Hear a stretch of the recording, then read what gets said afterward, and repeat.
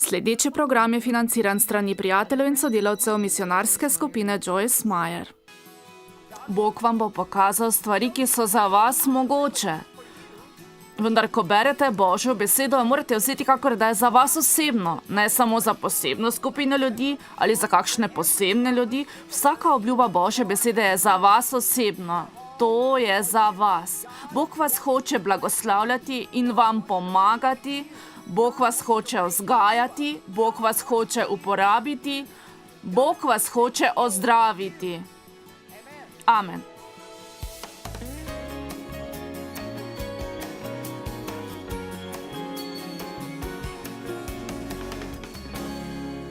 Peta Mojzesova knjiga, 1. poglavje, 20. vrstica. Tedaj sem vam rekel, prišli ste do Omorejskega pogorja, ki nam ga je dal Gospod naš Bog.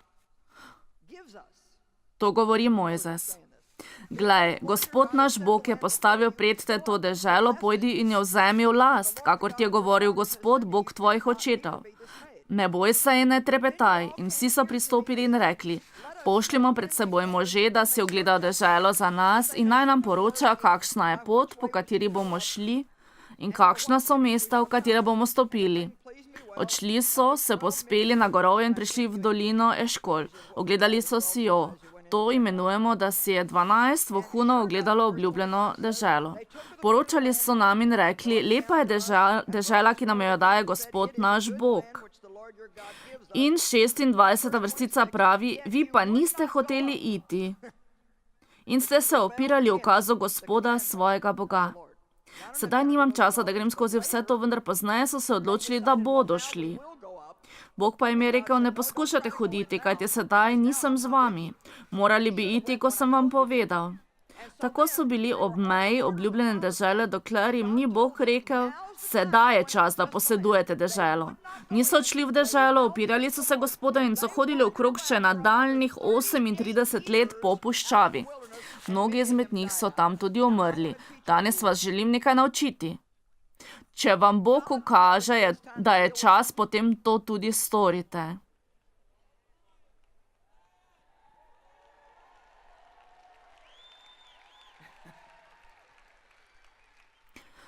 Ko vam Bog ukaže nekaj storiti, potem je tam maziljenje, imate pravi čas in blagoslov, da to storite. On vas je mazilil, vi tega ne morete odložiti, da bi bil bolj primeren čas, ko mislite, da bo laže, ko vi čutite, da ste vi pripravljene, lahko se odločite in rečete, zelo sem utrujen, da bi se s tem ukvarjal, mislim, da bom sedaj to storil.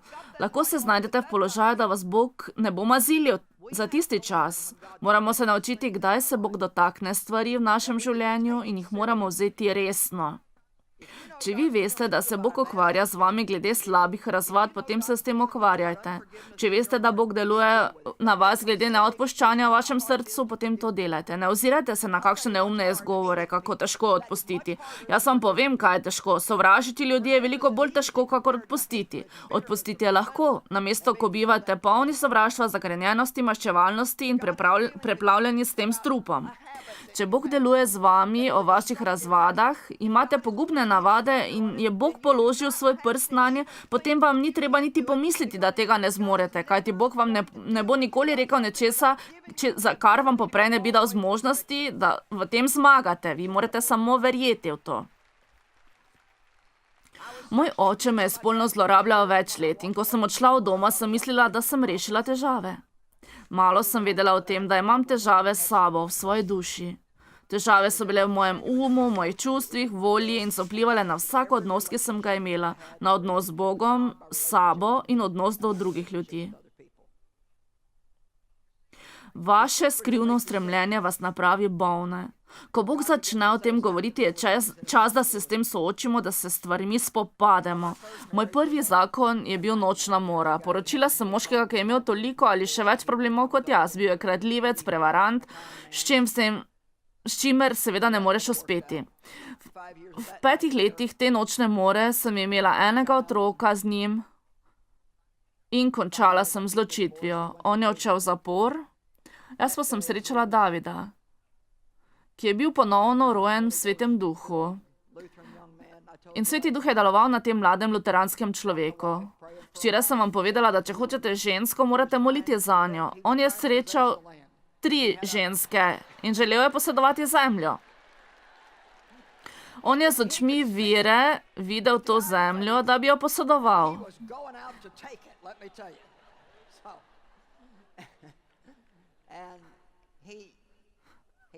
Vedel je, da nobena izmed teh 3 žensk ni prava. Videl je mene, ki sem zunaj umivala mamin avto. Mislil je, da sem srečna, ko sem bila v kratkih hlačah s čopom na glavi. Po vsej verjetnosti sem kadila in pila pivo. Rekel mi je, hej, ali bi umila tudi moj avto, potem ko boš končala s tem. Odgovorila sem mu, če hočeš imeti svoj avto čistega, kar samo peri. Povedal mi je, da ga je tedaj prečnila misel, to je pravo dekle zame.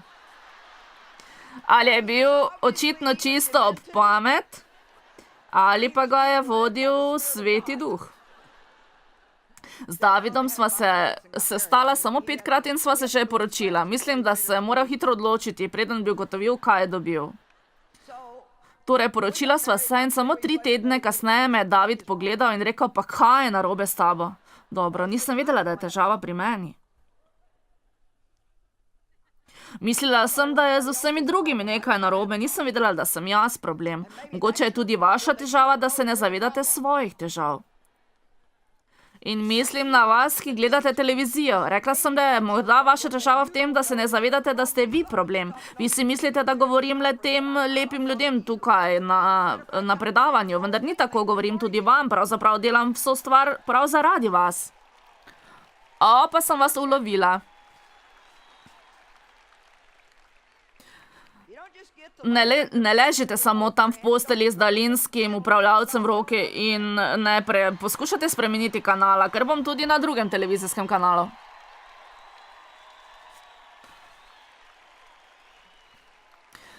Zjutraj mi ne morete pobegniti, če boste gledali televizijo, me boste zopet našli. Torej, jaz nisem vedela, da imam vse te probleme. Z možem Davidom sva hodila v cerkev.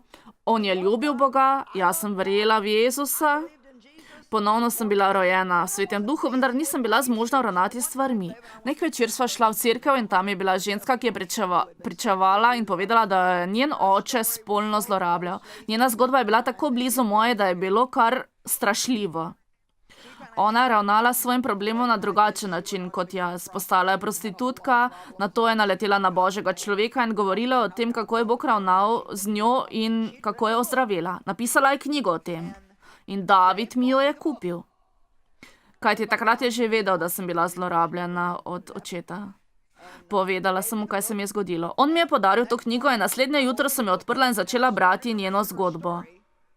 Ko je razlagala stvari, kar je povzročil njen oče, je bilo zelo podobno temu, kar je moj oče storil meni. Začutila sem to bolečino, ki se je razlila v moji duši, ker sem vse te stvari zaprla v sebi za zaklenjenimi vrati in se s tem nisem več ukvarjala.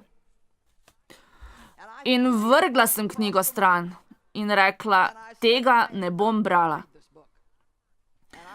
In takrat sem slišala Svetega Duha govoriti s tako milim, odločnim glasom. Čas je.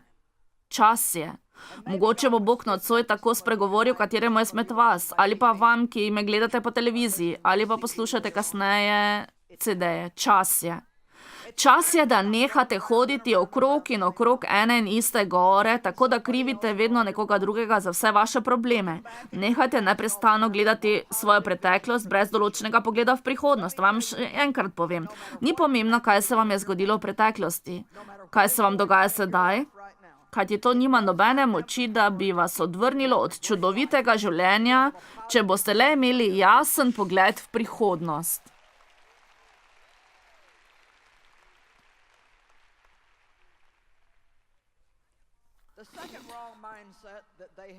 Druga stvar, o kateri bi želela govoriti, oni so imeli še eno napačno podstavko uma. Rada bi se ustavila pri tem.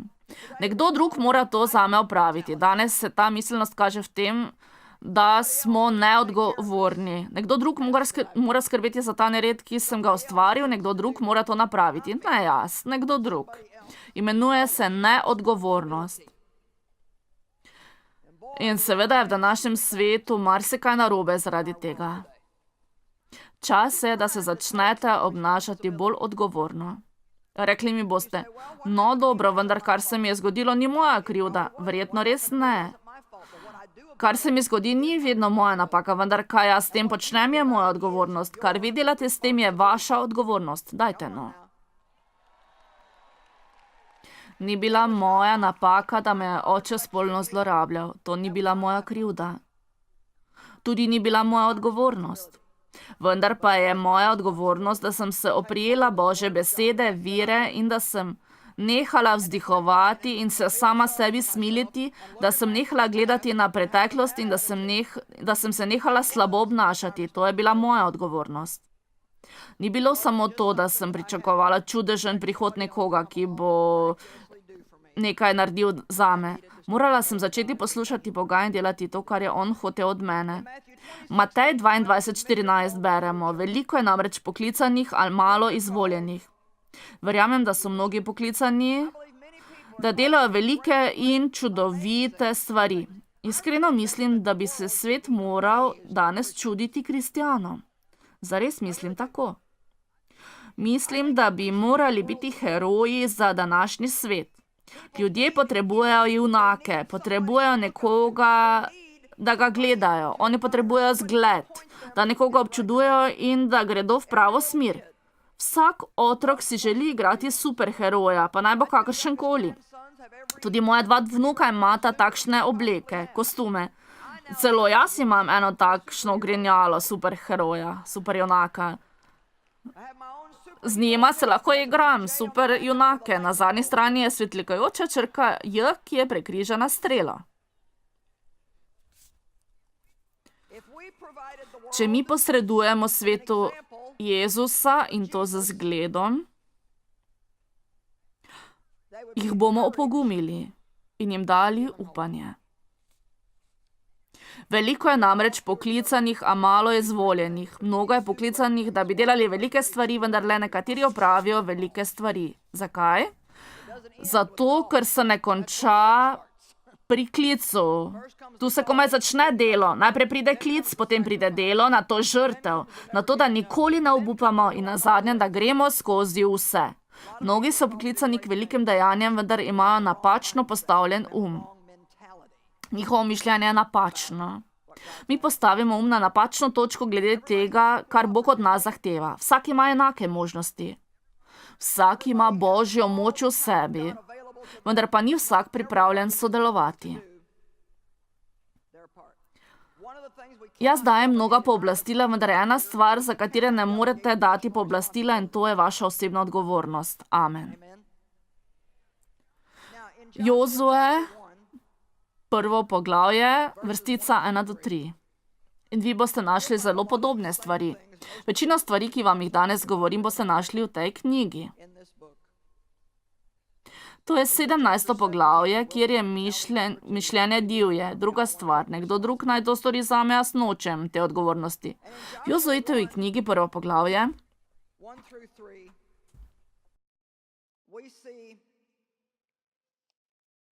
vidimo, da Sveto pismo pravi: po smrti gospodovega služabnika Mojzesa je Gospod rekel Jozuetu, Nunovemu sinu, Mojzesovemu pomočniku: Mojzes, moj služabnik, je umrl. To je zelo zanimivo stališče, kajti če že pred tem vedel, kaj se dogaja, zakaj bi mu Bog rekel, da je Mojzes preminul? Jozue je dobro vedel, da je Mojzes umrl, žalovali so za njim že 30 dni. Zakaj bi prišel naokrog in rekel, Mojzes je umrl? V tem sporočilu se nekaj dogaja, kar ni jasno zapisanega v besedilu. Kar je skrito v besedilu je, čas je sedaj, da ti prevzameš odgovornost. Kaj ti vidiš, da je Mojzes napravil vse za Izraelce, on se je za njih celo pokoril. Oni se niso pokorili za svoje grehe. Ko so neumno ravnali in grešili, se je Mojzes ulegel z obrazom proti tlom in prosil Boga, naj jih ne pokonča.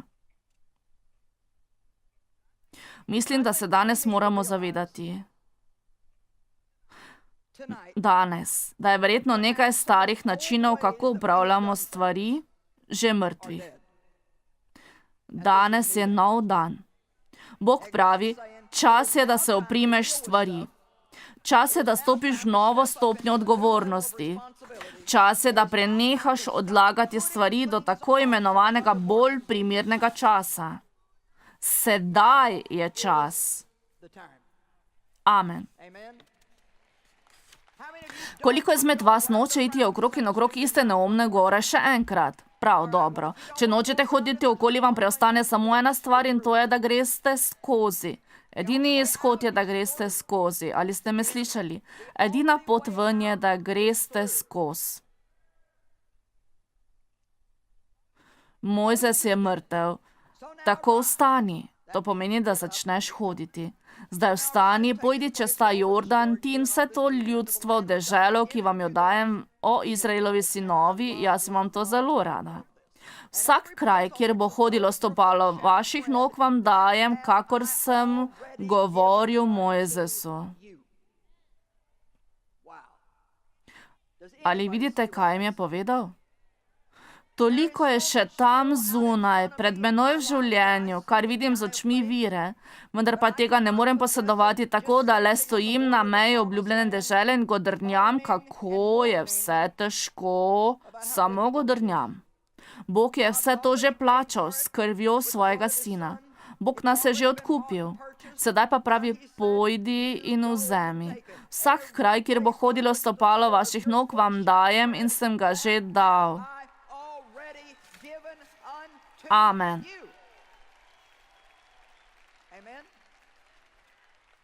Ne morem samo stati tukaj in reči, no, naj torej kdo drug napravi to namesto mene. Ali ne morem samo moliti? O, moramo moliti. Vendar, ko molimo, nam Bog pokaže nekaj, kar moramo storiti.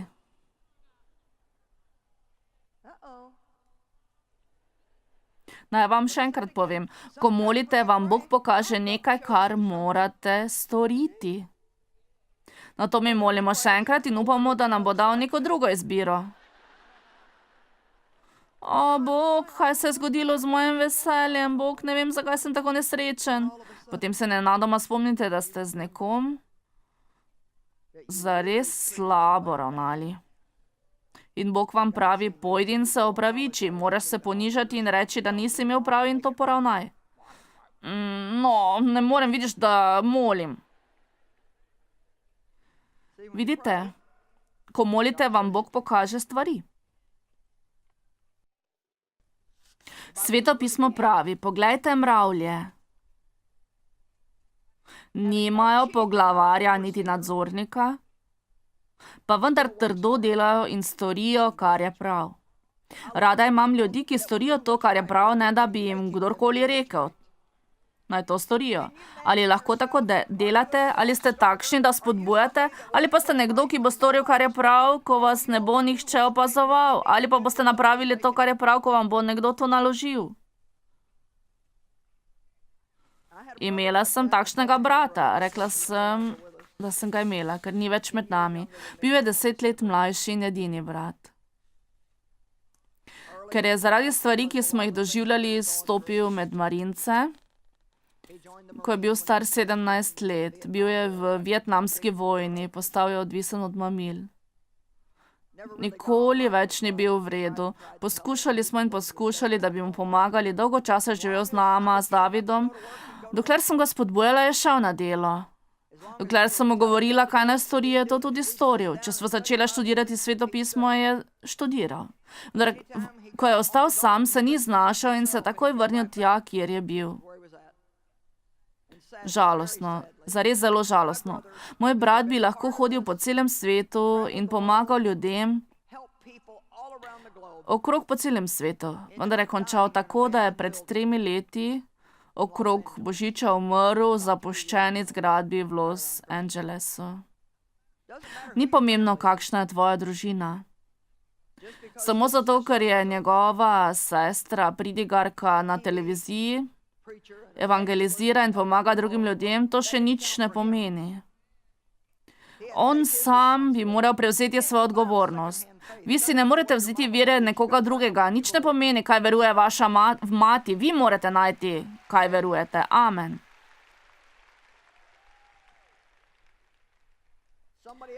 Nihče ne more opraviti stvari namesto vas. Čas je, da ste trdni in se zravnate ter rečete: posedoval bom deželo, ki mi jo je Bog dal. Jezus je za to umrl. Če ima lahko vsak, za kar je Jezus umrl, bom tudi jaz imel to, za kar je Jezus umrl.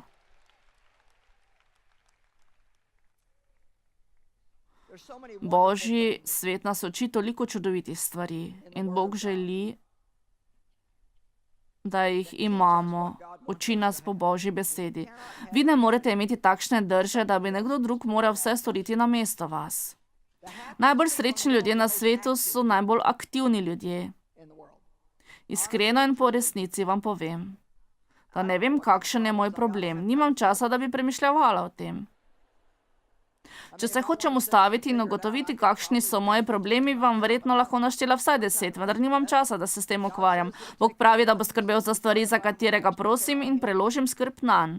Zaposlim se tako, da pomagam komu drugemu in na en ali drug način se bodo stvari rešile. Ali veste, kateri stvari sem se jaz najbolj čudila? Včasih, ko me Bog ni blagoslovil, da bi rešila nek problem, si tudi sama nisem mogla pomagati.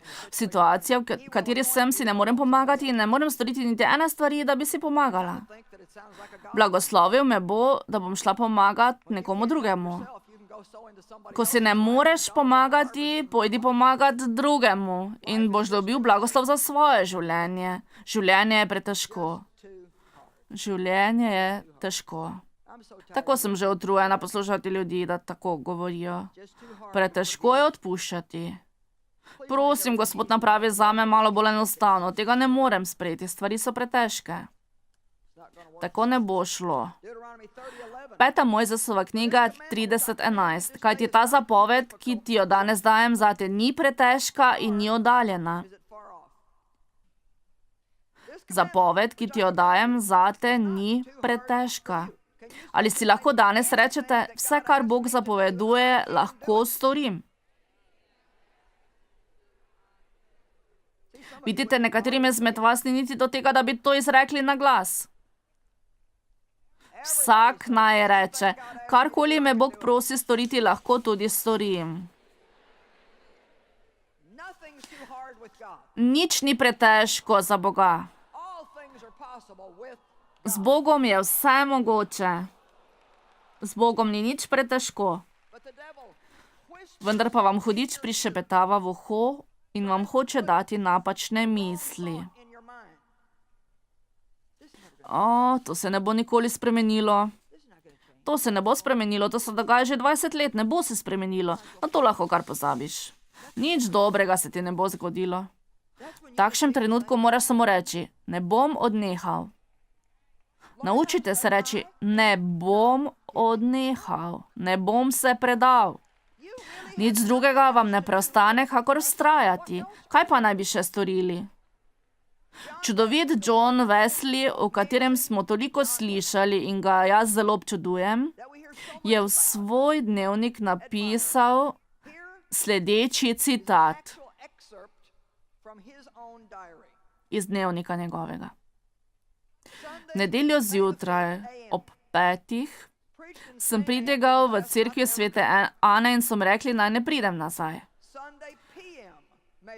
Nedelja ob 5. popoldan sem pridigal pri svetem Janezu in župnijski duhovnik je rekel, naj ne hodim sem.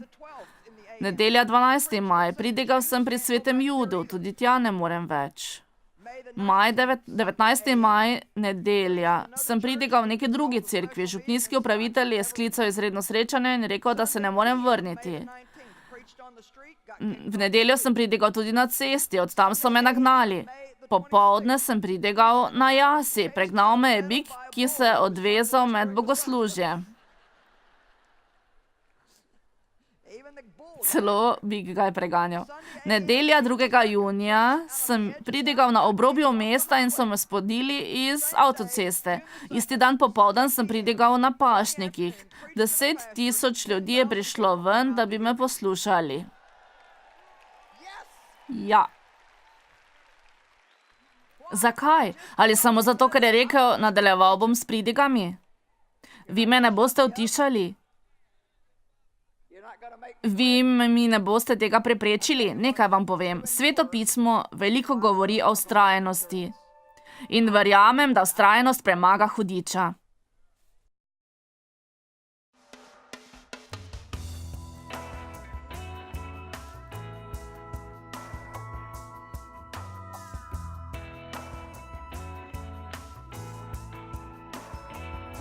Predvajana oddaja je bila plačana s strani prijateljev in sodelavcev misijonarske skupine Joyce Meyer.